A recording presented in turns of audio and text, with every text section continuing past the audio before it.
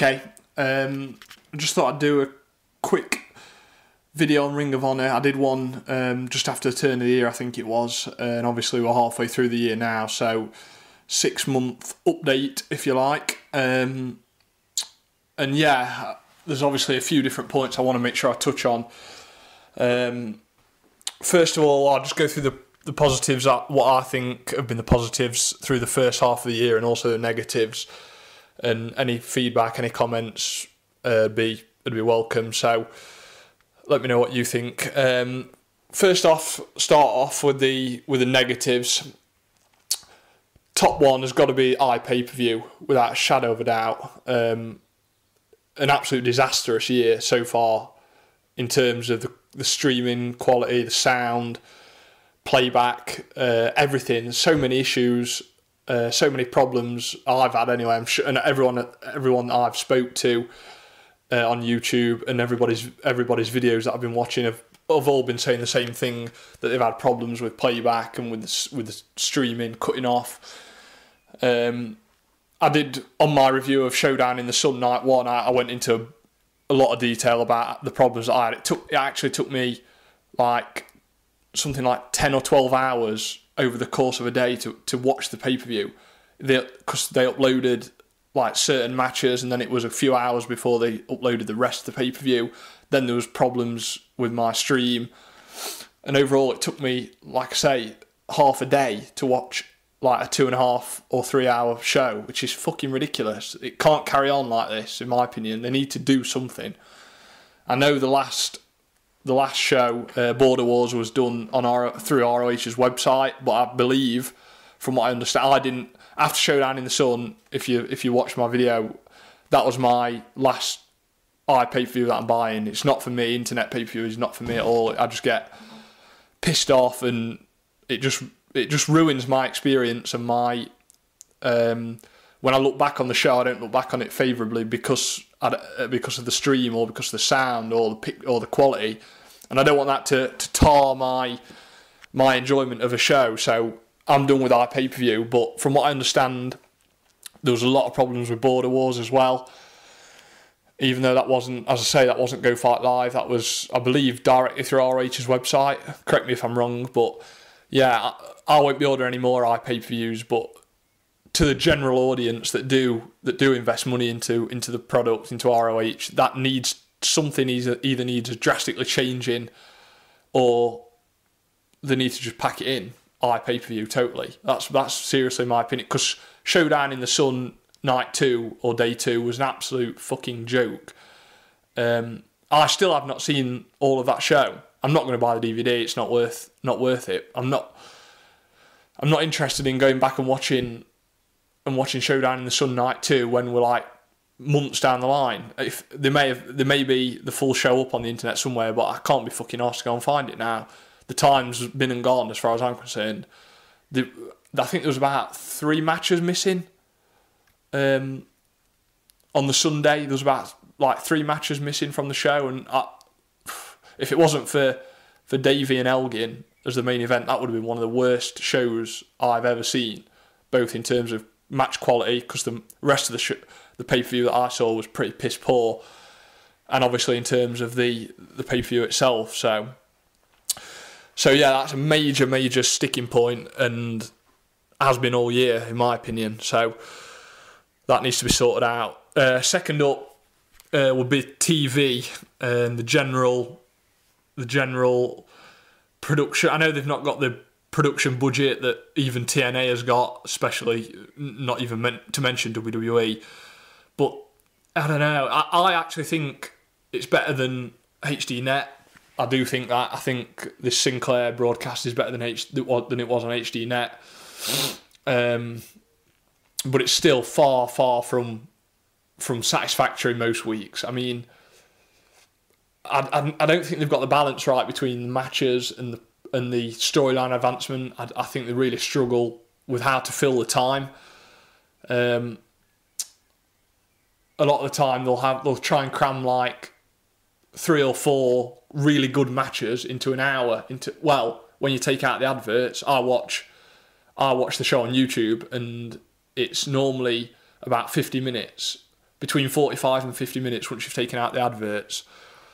And that's not enough time you can't have 4 great matches in 50 minutes, as well as try and advance storylines, promos, interviews, all that bollocks, advertising the shop and all the crap that they do. That's not enough time to cram. In my opinion, they should be having one shortish match, maybe to advance younger guys or advance the mid card, and then the main event should be like 15-20 minutes, and that's how they need to structure their show. Start off the show with a between sort of 6 and 10 minute match, have promos in between, and finish the show with a really solid match between some of the top tier between a couple of the top tier guys. That would be the way I would do it. I think they give away too many good matches on TV. I think the structuring of the show is just off. The pacing is off. It also looks dark and it looks dingy and fucking doesn't look like there's any energy to it. There's no vibrancy. That's one good thing you can say about TNA. Their production quality, it's always spot on. It always draws you in because it's bright. The arena's always well lit. It looks just, I don't know. It just looks like a fucking bingo hall, basically.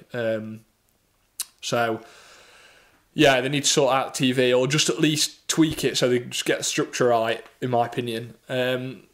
Moving on to another disappointment, Davey. A couple of the top stars have really been disappointing this year, in my opinion. None other than Davey Richards. He's had a couple of fantastic matches, but you'd expect every Davey Richards match to be good, at least, if not great. So that's to be taken as a given, in my opinion. But his promo skills have been bordering on cringeworthy as a babyface. He's obviously got his edge back a little bit. The old American Wolf style promos have come back since the feud with Steen really kicked off. But before that, it was made me cringe. Some of the way he delivers his promo. He can't do a babyface promo. I don't give a shit.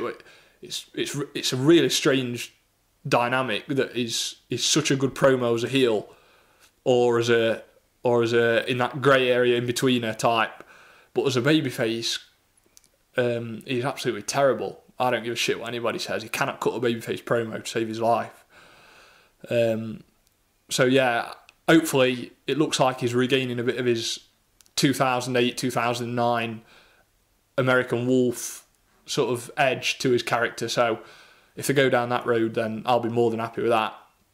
And the other guy is Roderick Strong, who continues to disappoint me, both in terms of character and matches. I think his match performance has grown stale. I feel like if you've seen one Roderick Strong match, you've seen them all, especially over the last year. He's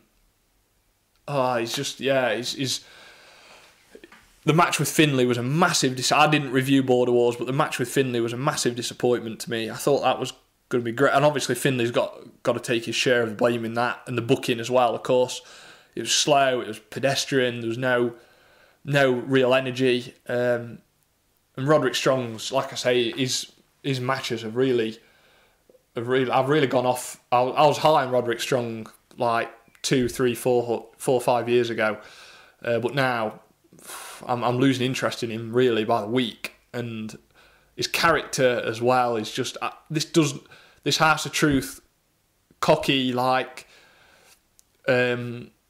cowardly heel just does not suit him, just as it didn't suit Daniel Bryan in WWE.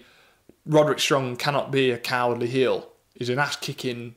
He's the monster of ROH in terms of strength, power, and that's what he needs to be booked like. That's how he needs to be booked. He cannot be a snivelling, cowardly heel like he is being at the moment, standing behind Truth Martini, poking fun at like his opponents and shit like that. Just ain't the right way to go about his character, in my opinion. And lastly, I will say another major problem is the fact that it's the same faces over and over again in the main event. and ROH has had this problem for the last couple of years, I would say. It's always been Roderick Strong, Davey Richards, Eddie Edwards, and that's pretty much it. Obviously, Austin Aries, before he went, was a mainstay in the main event, but between Davey, Roderick and Eddie Edwards, last year I was ready to pull my teeth out. I just could not watch them three have any more matches. Different combinations, different stipulations, but they need some fresh blood in the main event. They need to... People rag on WWE for not being able to elevate younger guys or the mid-card, but ROH is absolutely terrible for it, in my opinion. Absolutely terrible. They need to elevate... Well, they've got Steen there. I'll touch on Kevin Steen in a minute. They've obviously got Steen there as world champ. But it looks like he's going to be feuding with Eddie Edwards. After he's obviously going to face Davey Richards at best in the world, with the stipulation being that if Davey loses, he doesn't get another shot at the title. Steen's obviously going to retain, which will shift Davey out of the title picture for the foreseeable future.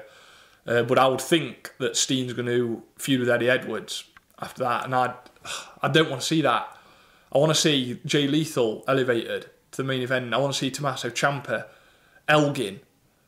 You know, these are guys that need to be elevated to the main event, at least the main event picture. I'm not saying that they should be champion or they should be getting title shots, but they need to be considered up there with the likes of Davey Richards and Kevin Steen and Eddie Edwards. Definitely. So they also need to take a serious look at PWG, which in my view is the best promotion going at the moment. And they need to have a serious look at people like Willie Mack and Brian Cage Taylor. These guys can do a fantastic job for ROH, especially Willie Mack. Absolutely amazing performer. One of the best indie performers to come down the pike in the last 5 years, in my view. But so yeah, they need fresh blood at the top of the card, and that'll be the last thing that I'll touch on. On to the plus points, I would say so far this year, I would definitely say Kevin Steen. The way they've handled Kevin Steen's push has been impressive. I think they've done it the right way. They've not forced him down the fans' throat. They've not tried to make him an out-and-out babyface. They've just left him to drift along in that grey area, and either the fans love him or they hate him, and that's the way it had to be.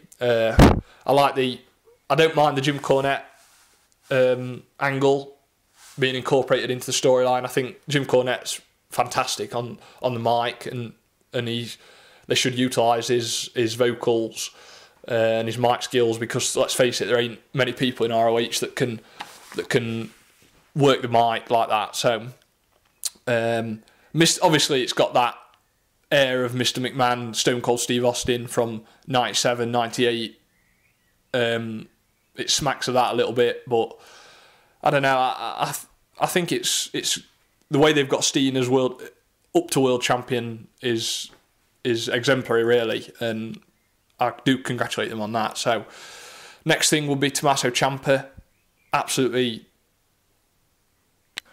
great job in the way that they've built his character and the whole dominant male aura that he's got about him at the minute. I think his feud with Jay Lethal's been really quite good, and one of the better undercard feuds in any promotion, to be honest. Yeah, sky's the limit for him, in my opinion.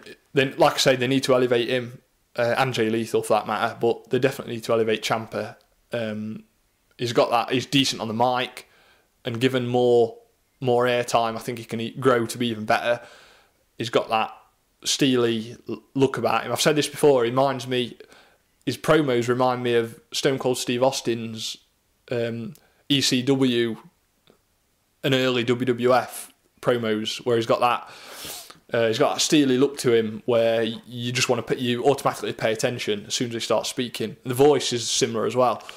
So yeah, elevate Ciampa and just carry on with what they've been doing. I would also think, they've done a decent job turning Hart and Benjamin heel. This probably might be a little bit controversial. People might have different opinions on this, but I think they've done a decent job of running. Obviously, the fans were turning on him, especially in New York, and they realised they had to run with it. They couldn't try and force him down the fans' throat as babyfaces anymore. And I think they've done a decent, especially Charlie Arse. I've said this in my Showdown in the Sun review and other videos that I've done in ROH, that Charlie Arse has really excelled as a heel. Absolutely fantastic stuff. Getting in the fans' faces, ripping the signs off them, flipping them the bird, all sorts of craziness. Shelton Benjamin's really disappointed me. He's disappointed me since he came into ROH, full stop, really. I think Horse has carried him this year, absolutely carried Shelton Benjamin on his back. But yeah, Benjamin needs to step up to the plate and quick, in my view. But hats off to Charlie Arse. He's done a great job so far this year as a heel. So, and lastly, Michael Elgin. Everyone knows that everyone that's watched my video knows how big I am on Elgin. I think it is the star of ROH going forward over the next couple of years. And I've said it before, and I want to see Steen and Elgin feuding. I don't care who's the babyface, who's heel. If anything, maybe neither of them need to be heel or face. They can just let them both stay in that grey area, and they could have some absolutely fantastic matches, in my opinion. Physical, intense matches that I would absolutely pay to see. Now that is a few that I would pay to see.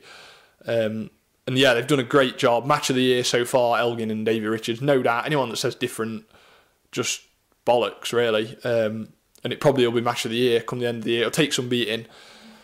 So yeah, done a great job elevating Elgin. It looks like they are eventually going to split up the House of Truth. They've been teasing tension between Strong and Elgin for like the best part of last 3 or 4 months, and it's obviously not come to anything yet. I expect that to develop, and Elgin and Roderick Strong to feud at some point over the TV title. So yeah, hopefully Elgin they make Elgin the face in that feud and keep Roderick Strong with Truth Martini. So I think that's the best way to do that. But yeah, if I was to score the year so far, I would probably give it like a C plus, maybe something like that. They can do a lot better. They need to do a lot better in the second half of this year. I'm looking forward to see what they do with Steen as champion. He cut a great promo this past week on TV. I think that was cracking stuff between Davey and Steen and Cornette. So we'll see where they go with that. See where they go with Elgin. They need to elevate Ciampa, Jay Lethal, and maybe bring a couple of fresh faces in from Japan or I don't know, from PWG maybe. But yeah, so if you're watching this, just let me know what you think. How you think they've done so far this year, and yeah, any comments would be welcome. Cheers.